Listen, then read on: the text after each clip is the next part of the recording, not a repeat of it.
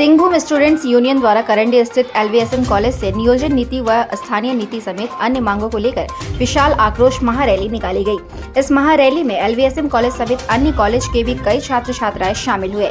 Rally करंडी चौक से होते हुए सुंदरनगर चौक पहुंची। उसके बाद आक्रोश महारैली पुनः सुंदरनगर चौक से प्रखंड कार्यालय पहुंची।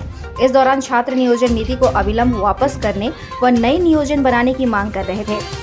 छात्रों का कहना है कि झारखंड राज्य का गठन यहाँ रहने वाले आदिवासी मूलवासी को केंद्र बिंदु मानकर किया गया है, लेकिन राज्य गठन के बाद आदिवासी मूलवासी को हाशिए पर रख दिया गया है।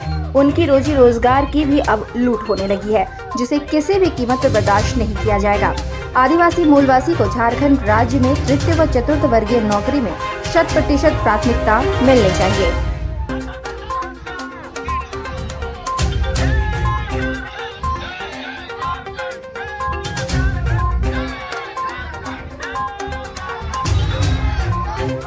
तो नया नियोजन नीति लाया गया है, जो 60-40 के रेशियो में जो नियोजन नीति लाया गया है वो सरासर यहाँ के लोगों को धोखा देने का काम किया गया है। यहाँ के वासियों को सबसे पहले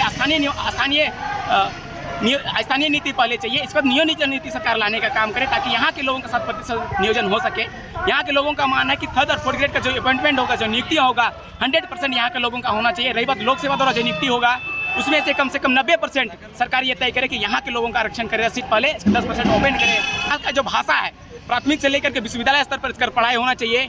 बाहरी भाषा को सरकार यहाँ पर थोपने का काम कर रही है और यहाँ के जो भाषा है भूमि जैसी भाषाओं को दरकिनार करने का काम कर रही है। जो यहाँ प्राथमिकता देने का काम करे सरकार, जो भी बाहरी भाषा को यहाँ प्राथमिकता देने का काम किए सरकार जल्द से जल्द को रद्द करते हुए नया नियोजन नीति बनाए, शिक्षा के आधार पर, संस्कृति के आधार पर, भाषा के आधार पर और यहाँ स्थानीय खाद्य नीति के आधार पर यहाँ के लोगों को संरक्षित का काम करे पहले सरकार।